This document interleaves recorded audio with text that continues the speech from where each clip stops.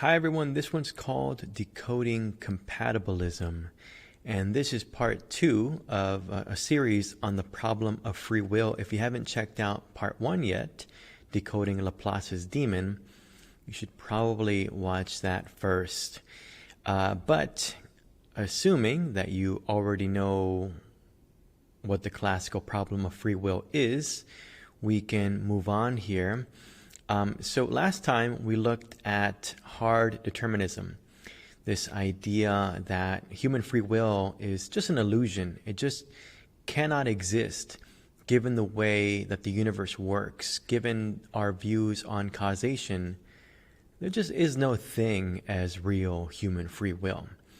Well, that was last time. Today we're looking at compatibilism, and this is a perhaps initially counterintuitive view in that it suggests that free will and determinism, some sort of determinism, are actually compatible. I mean, it says you need some kind of determinism for free will. So maybe the more accurate way of putting that is that you need a deterministic chain of events for real free will, and we will see what we mean by that in a second. Let's just give you a rough and ready definition of compatibilism. It's the view that humans do have free will, but that free will requires some sort of determinism, and hence free will and some sort of determinism are compatible. So when I say some sort of, I mean there's a little causal chain that needs to be present. So you do have free will, you do choose things, and those can be called free will. It just needs to be the case that your actions are determined, there's the word, by your choices, and your choices are determined by your desires, right? So your internal states lead to your actions, and those in turn lead to your behaviors. As long as your actions and choices and desires are all in alignment, yeah, you can call that free will. Now I'm going to give you the best possible example I can think of. Cookies. Every single one of you, I hope, has had the experience of enjoying a delicious cookie. In fact, I might do so immediately after I'm done recording this video. But here is the sort of chain of events that might happen if you could peer inside my brain. I have a desire for eating a cookie, and for the record, I am ever desirous of eating cookies. So I have a desire to eat the cookie. I make the choice, you know what, I am going to have a cookie. And then I act on that desire and choice. I eat a cookie. If that's ever happened to you, you can call that free will according to the soft determinists, or they're called compatibilist in this case. That's a good thing to mention, by the way. Sometimes compatibilism is called soft determinism. You actually heard me just slip up right there. So good, I'm glad I mentioned it. All right, so that is compatibilism.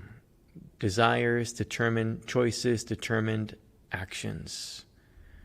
Well, it's sort of a redefinition of free will when you look at it in the context of other views we will look at. But the compatibilist is basically saying that all we need to rightfully call something an act of free will is that our desires and choices determine our actions. In other words, as long as our desires, choices, and actions are in alignment, they're all pointing in the same direction, basically, that's free will. Of course, this will become contentious next time when we look at libertarian free will. They define free will in an entirely different way. But for the compatibilist, here is basically the main idea. Some sort of determinism does need to be in there. In particular, desires have to cause choices, and choices have to cause actions. But as long as that's there, that just is what free will means. All right. Well, here's one thing that you might not like about this view. Speaking of causation, right? Well, it's a little counterintuitive, but it's a redefinition of free will from the perspective of other theorists, right? When we look at the libertarians, they're not going to like this definition of free will. And let me kind of give you a hint as to why they don't like this definition of free will. Anytime this happens, desire causes choice, causes action, compatibilists call this free will. Here's the deal. It doesn't matter if your desires don't genuinely come from you, right? If your desires are the product of, let's just say, a long chain of causation going back all the way to the Big Bang. For the compatibilist, that part doesn't matter. It doesn't matter that your desires are determined by outside events, right? Things external to you. As long as your desires and choices and actions are in alignment, that's enough to call it free will. As soon as you hear that, some people suddenly start to say, oh, you know what, maybe I don't like compatibilism so much. But let me try to persuade you of this. I mean, there have been many theorists who say, what can you possibly mean by free will other than this? For example, Thomas Hobbes argued that a person's freedom consists in his finding no stop in doing what he has the will, desire, or inclination to do. That just is freedom, right? That just is free will. Nothing is stopping you from doing what you want to do. So if you're not convinced by Hobbes, though, let me bring in my secret weapon. Hopefully you will be more amenable to compatibilism after this. Here is Susan Wolf. The philosopher Susan Wolf argues that true free will and moral responsibility actually requires some sort of determinism.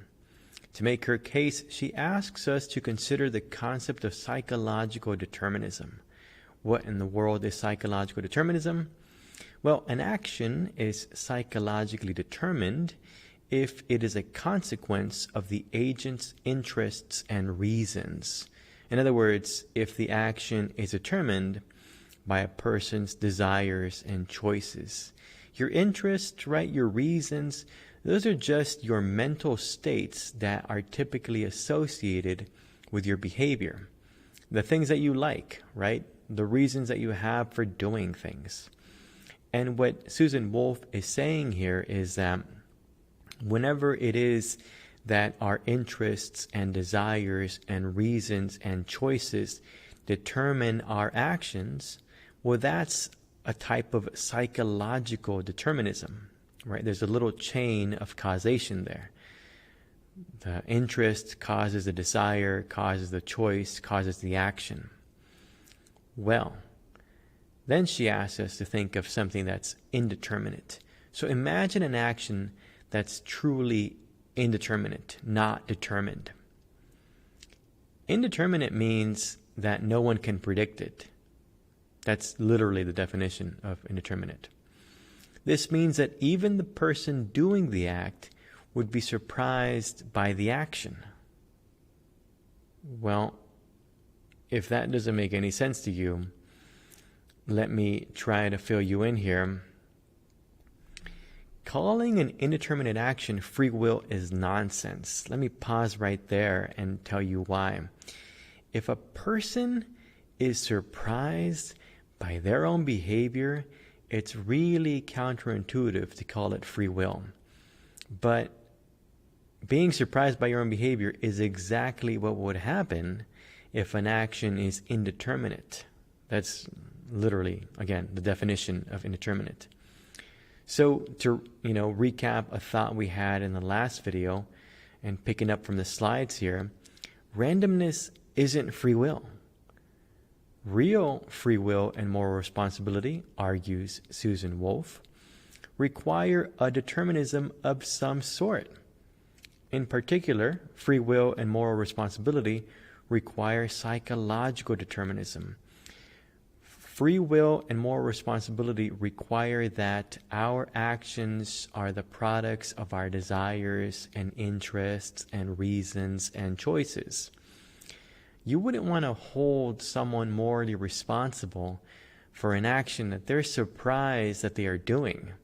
Imagine if I were to remote control my friend Josh, and he is being now led to rob banks because I'm remote controlling him to rob banks and give me the money. And he is genuinely surprised at what he is doing. He is confused as he is doing the acts, all the crimes that he's committing on my behalf. Do you want to call that free will? Do you want to call him morally responsible for those actions? It seems not. And that's exactly the point that Susan Wolf is making. To make an even more forceful point here, let's go into story time. This, my friends, is kind of a bummer story time, to be honest, but this is Charles Whitman. And if you don't know who he is, it's okay. He, in, I think it was the 60s, right? Yeah, so he was a former Marine sniper. And one day in the summer of, 64 or something like that, 66, he got on the top of a tower at a university and shot 15 people. In the end, by the way, 16 people were killed because one person died a few years later from wounds suffered during this mass shooting.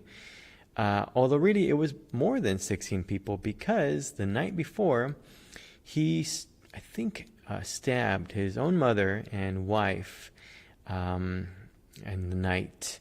And we know how he felt about it. We know that he didn't like it. We know he didn't understand his own behavior. And he had sought out medical help before, but apparently to no avail. And he left a note, and the note is chilling. To whom it may concern, I have just taken my mother's life. I am very upset over having done it. However, I feel that if there is a heaven, she is definitely there now.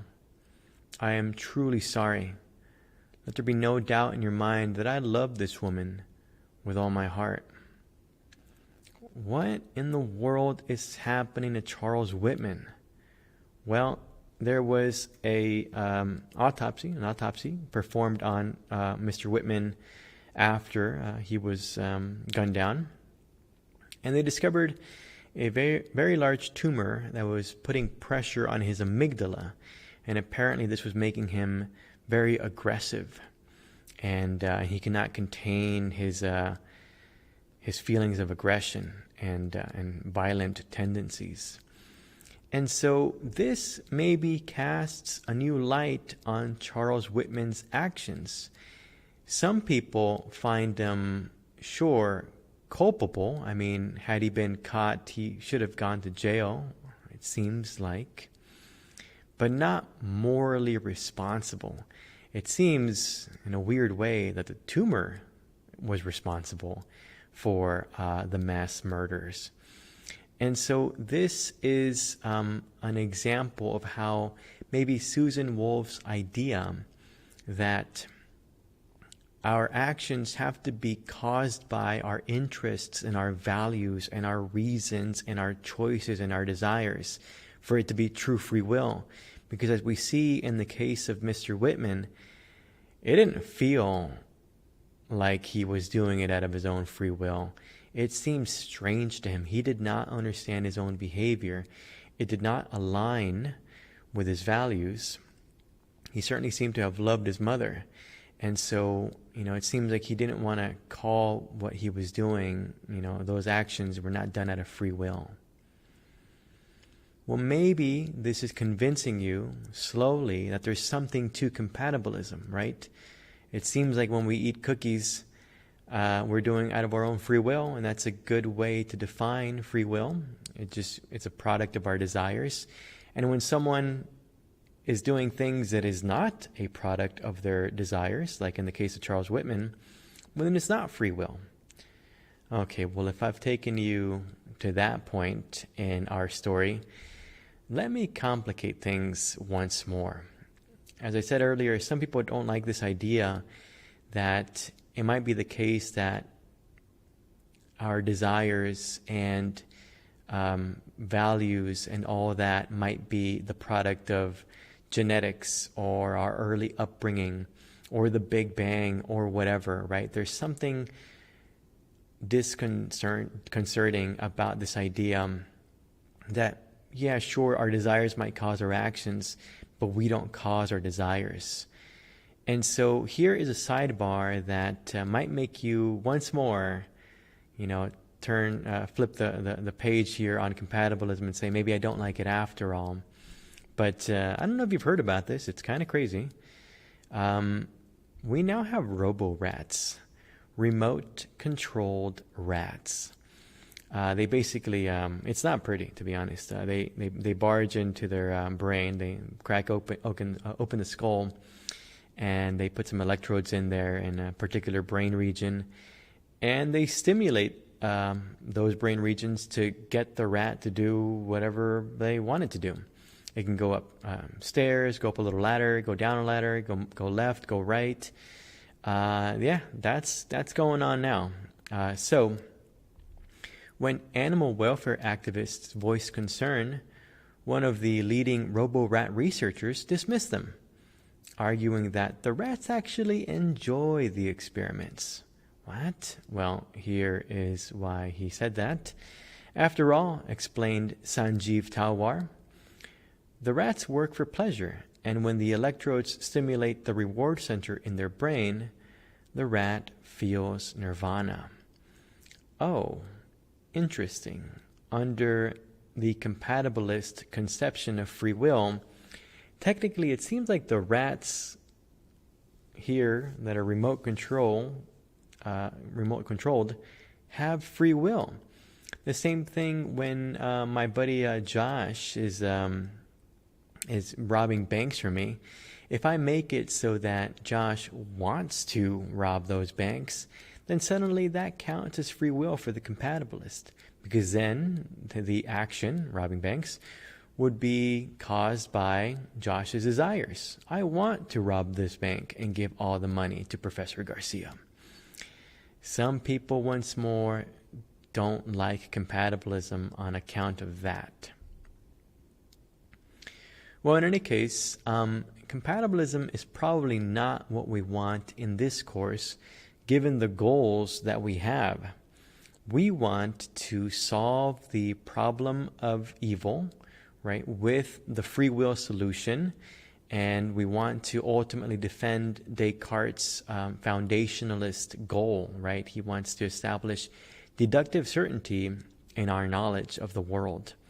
Well, compatibilism isn't going to do the trick, and I'm going to give you 3 reasons for that right now. Here's the first one. Compatibilism and skepticism, our evil foe, are closely linked in the work of the famous skeptic David Hume. So we don't talk much about David Hume in this course, but he is a famous empiricist, and he is a famous skeptic, maybe the most lauded philosophical skeptic of all time. I mean, his arguments kind of are the toughest to get around. And so David Hume is a compatibilist. In fact, the definition of compatibilism that I'm working with is David Hume's definition. So we're going to run into some problems if we go with compatibilism, given that our ultimate goal is to defend Descartes' project, which is not empiricist, it's rationalist, right? So this is basically siding with the enemy camp to be a compatibilist. Here's another, reason why it doesn't seem like compatibilist free will is the kind of free will that you want. It just has really counterintuitive implications, right? I don't really want to say, I think, that if you're remote controlling me to want to do what I'm doing, then that's real free will. There's something kind of funny about that, right? Same thing with the robo-rats. Not that rats have, it's hard to say whether they have free will or not anyway, but, if someone's being remote controlled, that's just not, it doesn't jive with our mainstream conception of having a free will. And okay, let me give you the last one here. Compatibilism can't solve the problem of evil. This is because the free will solution assumes that humans cause suffering through their actions, but compatibilism does not require that humans actually have any causal powers. Remember, the free will solution to the problem of evil basically says this: God created the universe, and the reason why there is unnecessary suffering is because humans bring it about through their actions, through their freely chosen actions. And so, on the free will solution to the problem of evil that tries to explain why there's unnecessary suffering in the world, it's humans that cause the unnecessary suffering. But compatibilism doesn't quite say that, right? It doesn't say, oh yeah, humans can cause things that otherwise wouldn't have happened. The compatibilists, as we've seen, work just fine with determinism. So under the compatibilist way of thinking about free will, humans don't necessarily have any causal powers. It could be, as we mentioned, that our desires and our values and our interests are all imposed upon us by external circumstances. It just turns out, though, that as long as our values and choices and actions are in alignment, the compatibilist calls it free will. But they're not actions that wouldn't have happened otherwise. So maybe here is the simplest way I have of saying this. The free will solution to the problem of evil requires that humans can cause things to happen that wouldn't have otherwise happened. And that's not what compatibilism is selling us. Simple as that.